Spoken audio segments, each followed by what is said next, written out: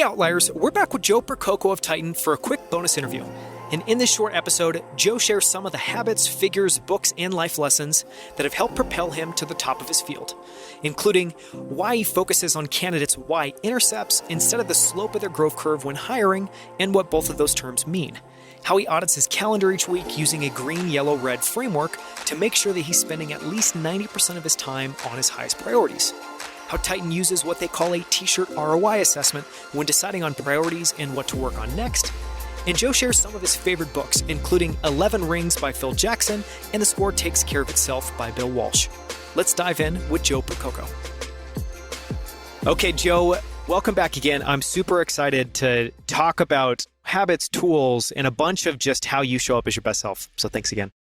So first question, I always want to try to connect the dots between what we were talking about in our previous part of your interview and what we're talking about here. And I thought one really interesting angle to explore here was, what have you learned and applied in your own life and your own work from studying some of the world's greatest investors? And that can be everything from the importance of reading, the importance of time to yourself. I'm just curious, what kind of insight have you gleaned that you've applied?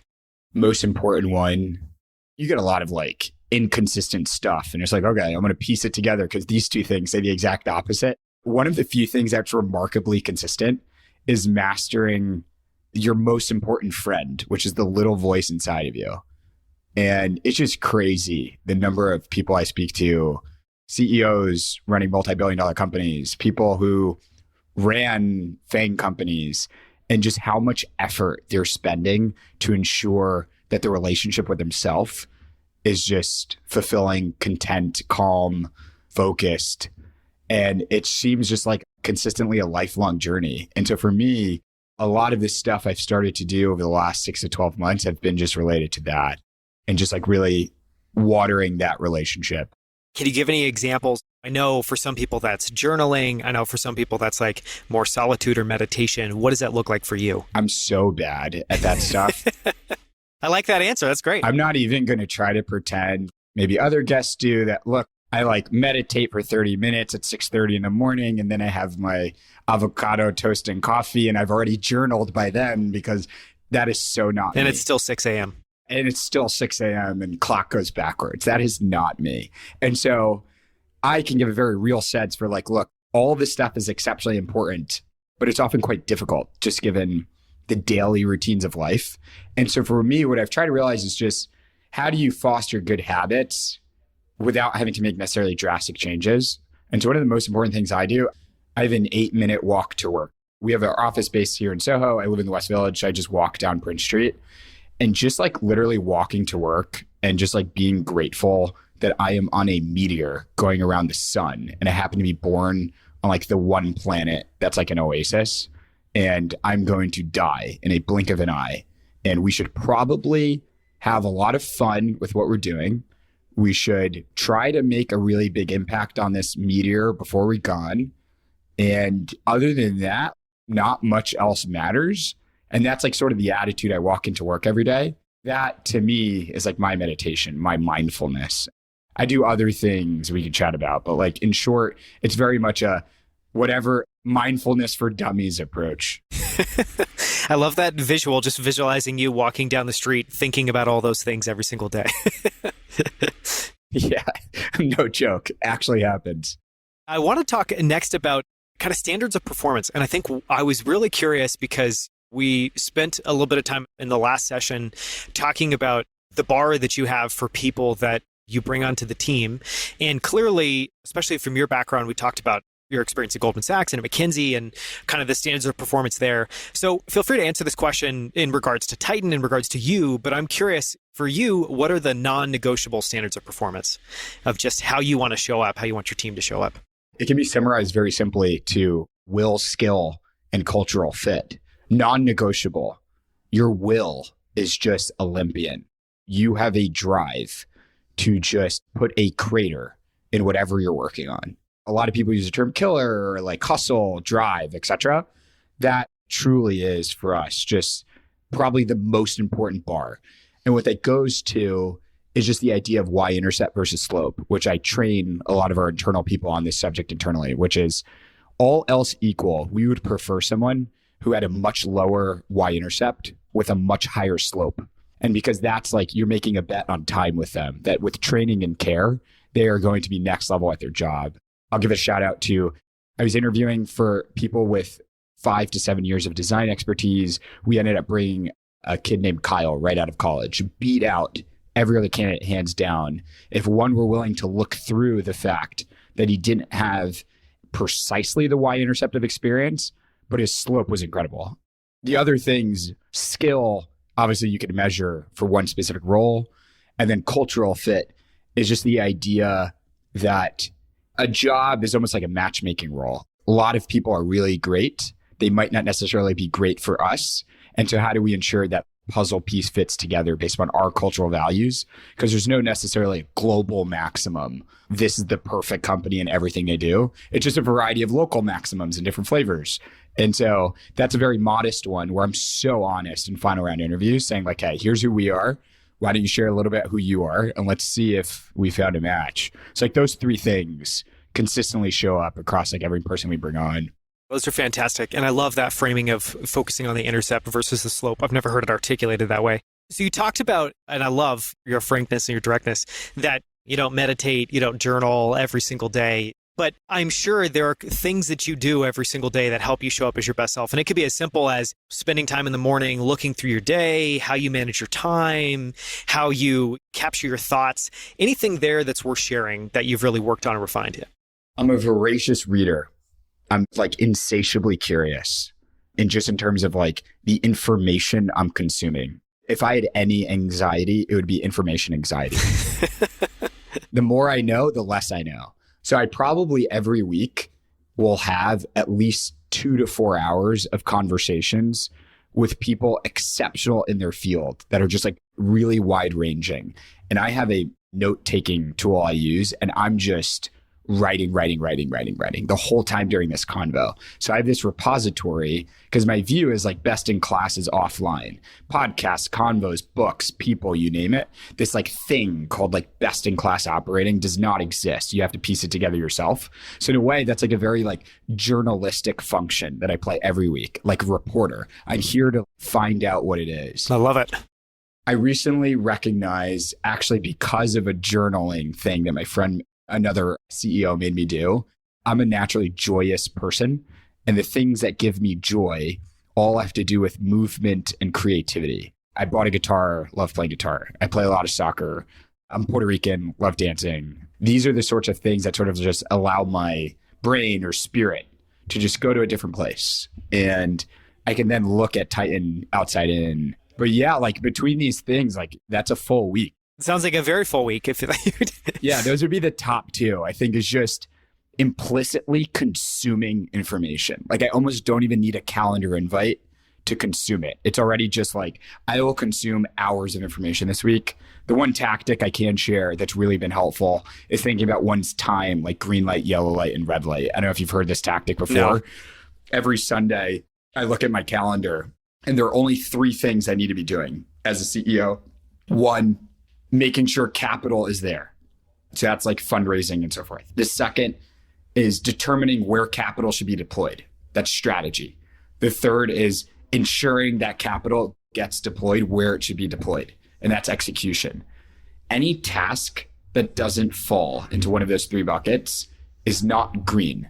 And when I look at my calendar needs to be 90% green walking into any given week. It's so important, or else one can just end up spending their time with all the other tasks. And one of the hardest things is obviously saying no. So oftentimes they say my role is a chief editing officer.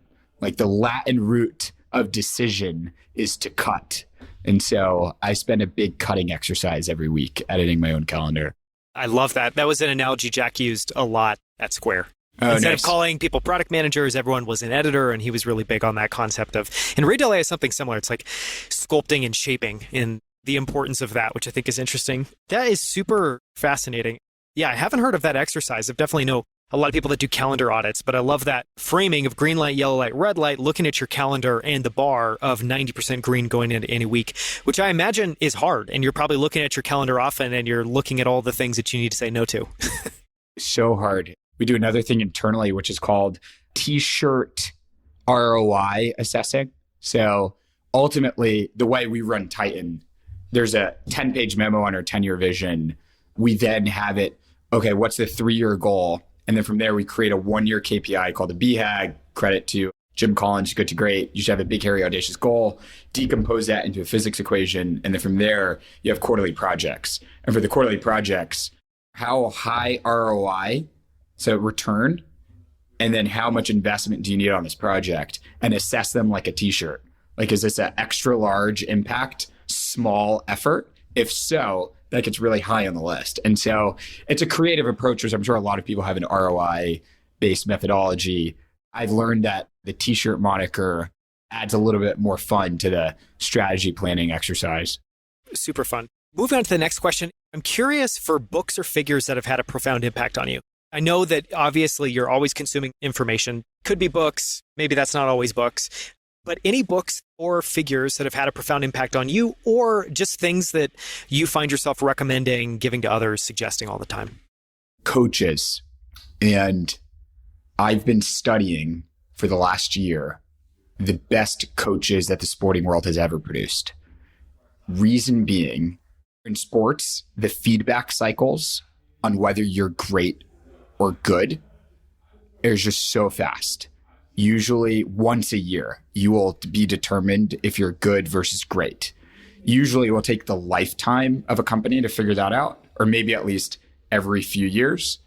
And so what I've then been studying is coaches who can walk into enterprises that were previously underperforming, who have just a track record of controllably taking an org to the next level. And so it goes back to that thing we were discussing earlier, which is the company OS is one of the most important things I need to build. And so hence, one of the best things to study are people who can systematically create best-in-class OSs. So you can get a lot of good nuggets from 11 Rings, Phil Jackson's book. A lot of it's long-winded, but there are a couple of nuggets in there. Bill Walsh, The Score Takes Care of Itself. That guy went to a 2-11 49ers organization and brought them 5 Super Bowls. Just reading through his tactical list of what he did, ranging from teaching the secretaries the exact script they should say when they pick up the phone, to like forcing his players to tuck in their shirt. I've studied everything I could on Pep Guardiola, who just definitionally has done exactly what I said, just goes into league and league. He's like literally destroyed the EPL and like given it a rebirth with his own philosophy. Obviously, Andy Grove's High Output Management consistently is probably the like number one book I gift. That's sort of like Warren Buffett. If you are at all in the business field and you have not read High Output Management with a pen in your hand, annotating it and writing notes, you need to immediately go do that this weekend.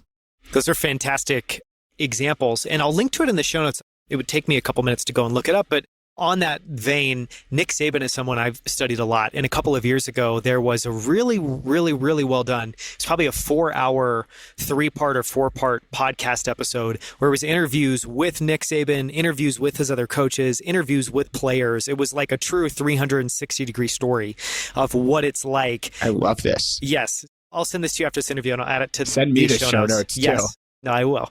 But no, it's incredible. And I think he, like a few people, he hasn't necessarily gone into an organization and turned it around, but he's been able to, I think on the flip side, there's that piece. I think another thing we're studying, I'm sure you'd probably agree, is people that have just been able to have a prolific track record where it's very clear that luck is out of the equation and there's a system and skill.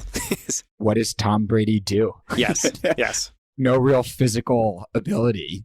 What has he done to acquire such expertise? You could say Belichick, but no, like the competitor in me understands a large portion of this is just wanting to provide the best impact one can have. And a lot of it is in your control versus out of your control. It's just, do you have the will to go understand and study it and learn and iterate? So I often find sports literature, despite it being poorly written, if you're willing to look past it, you can often get some exceptional anecdotes for how you run companies. I agree. I want to ask one more question around that, which is sports, it sounds like, have had a big impact on your life, from doing sports early on to studying coaches and teams and using that as just a well of inspiration. I'm curious, from your experiences playing sports, being a part of teams growing up, what has that brought to your mind that has shaped how you show up at work, has shaped how you've built Titan? What is the OS pieces that are kind of encoded deep in your brain from your experience there? Do you mean like tactics or do you mean like principles that like come to mind? Yeah, I think more principles. I think more just like and I think there's everything from a focus on hard work, a focus on being a team, but it just seems to me that there's different principles in sports that some make it to business, some don't. So I'm curious what kind of is stuck in your brain. Titan has a very low degree of burnout. Like we have never lost a single person yet. It's fantastic given that sprint that you talked about, the crypto sprint. We're like a team that I truly mean it when I say it will take a decade to do X and then the next decade will do Y. We're buckled up for a long period of time. I think one of like the core principles behind that is you're trained to win and lose. And regardless, the thing that wakes you up in the morning every day is just the joy of being able to feel like you're in the right position on the field, playing, having a blast, doing it for someone else. In sports, it's an audience. For us, it's our clients. And regardless of if the scoreboard says win or lose, you go home, you get a good night's sleep, and you come right back and you try your best the next day. And it's sort of like that degree of humility and compounding that we bring that's like ironically pretty similar to the investing sphere. Yeah, focus on process. It's like that's what matters. You just need to show up and give it your all. Not outcome. We have a very high degree of rigor with what we do. So it's like we're not complacent and we continually raise the bar on ourselves. And sort of like all this good stuff. When I observe some other entities and such, I just think like one could have more fun and more fulfillment like as you go through it. If you just came to the realization that hopefully you find something you do for a long period of time, which unlocks your best piece of work. And so that's like our goal as a leadership team is we're sort of the coaches. We're in service to all the position players at Titan, including myself. How do we just craft the best environment for them to set records and be in the history books? I think it's fascinating. It definitely, to me, feels very colored by the world of sports in a great way. Very much so. So I'm excited to ask these two closing questions and to hear your answers. And the first is, if you can share a favorite failure. Favorite failure is that I fail all the time. It's great. And in particular, look, I think like failure is definitely glorified to a degree. The goal is that you don't just fail consistently. Eventually, you provide successful impact to others. But to the degree you're able to royally fail and then royally succeed, that's like way better than just royally succeeding. It's sort of like Agreed. The underdog story in a way. And so it almost like my best work comes out after I failed because now I'm underdog and like, boy, do I have something to prove when I'm the underdog. And I suppose tying it together, like when we were rejected by the venture community or when I've been rejected by every job, it's sort of like you're being told like, hey, this is great, but I think you can do better. And let's chat once you reach the next level. And so Titan's very much like a wartime company in that sense. And that's part of like that DNA, which is I sort of set that tone, which is like, look, we just did great, but I know we can do better. And it's not that the org is failing at all. Like the org is doing exceptionally well. I think just that motivation that comes with failure is just like adrenaline 2.0. I love that answer. And just to go a little bit deeper on that, I know that you guys got rejected more times when you were raising your first round of capital than Robinhood. Talk a little bit about the number of times, what that experience was like, and if there was an unlock at the end of that. So I want to make, for any other entrepreneur listening on the show, let's be clear. If you get rejected 10 times in a row, you should go back to the drawing board, revise your pitch, or get more data before you keep doing it again. The failure I'm describing is a glorified failure.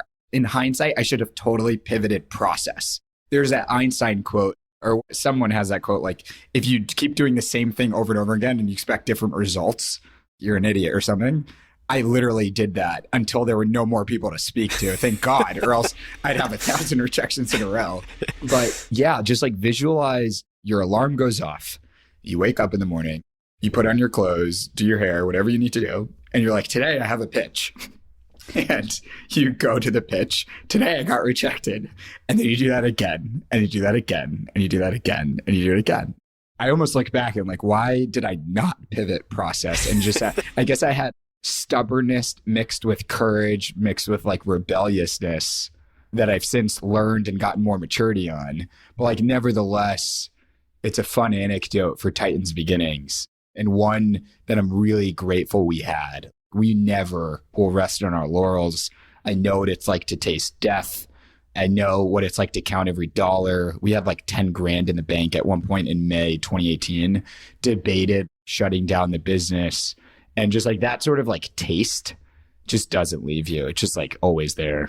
Yeah. And it sounds like that engages the underdog part of you that then sounds like maybe you've gotten a little bit more mature about that, but that then boots up this part that's like, I'm going to overcome this and figure this out. I ask in every final round interview still to this day, tell me about a time you're on a losing team.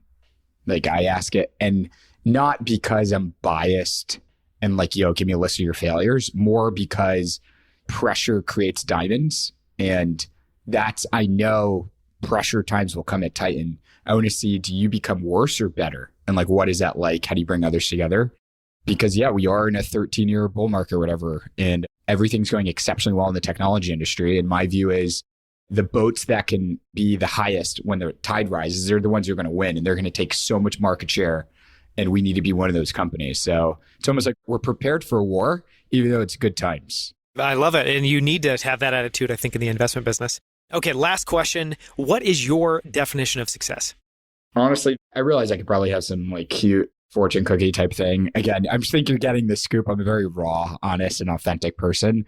To me, the things coming to mind, impacting others in whatever way one can. So that whether it's a big way or a small way, living fully, minimizing regret, bam, you've done a great job if you did that for a long period of time. Those are like, to me, the variables that matter. I'm curious what yours are. Yeah, it's a really great question. It's hilarious because I haven't really articulated my own, but I think for me, the thing that's been resonating in my mind, and maybe it's cute, maybe it's not, but is that I think part of the definition of success, so there's a bunch of things obviously there. I think when your definition of success, you want it to be something that can include your family, your community, the people that you care about in life, because I focus, like you do, a lot on having an impact in work, but life is much bigger than that. But I think the biggest piece, honestly, and the thing that I've always returned back to that gives me just a ton of hope is this idea that you can always improve. And every single day is a chance to come back and get better at every part of your life, the areas that you're struggling. And I think really the way that I try to think about life is it's a pursuit to become my best self. And if I can achieve that, that will kind of unlock everything else. And the main mantra there is it's all about struggling well. Because I think I think any of us is maybe being a little bit disingenuous if we're saying that I think if you have big ambitions in life, there is going to be a lot of struggle. And that struggle is going to show up daily, weekly, monthly, yearly. And I think there's two ways to think about it. And the two ways to think about it are struggle is something that means that you're off track. And I think the other is no, struggle is pointing the way to the ways that you need to improve yourself. And I've always just found a lot of inspiration from that perspective in life. For many different reasons, you can tell why I agree and really love that definition for sure. Well, this has been fantastic. Thank you again so much for the time. I think what you're building at Titan is super different than what's out there in the business, super compelling. I love the vision of this ultimately being the conduit for anyone that wants to manage other people's capital to be able to reach kind of an audience, I think, that is interested and excited and wants to use that to unlock. So thank you so much for your time, Joe. Really appreciate it. Thanks a ton for having me. This was a lot of fun. If you haven't already, listen to episode 38 to hear more from Joe Percoco of Titan. For links to everything we discussed, as well as our notes and takeaways from the episode, visit the show notes at outlieracademy.com/38. At Outlier Academy, you can find more conversations with incredible guests like Scott Belsky, Kevin Kelly, Erlang Kagi, Paula Ferris, and Mark Sisson. You can also sign up for our free weekly newsletter, Outlier Debrief, where every week on Friday, we share a few highlights from the latest episode with a few of our favorite books, quotes, articles, headlines, and moments from that week. Thank you so much for listening. I'll see you right here next week on Outlier Academy.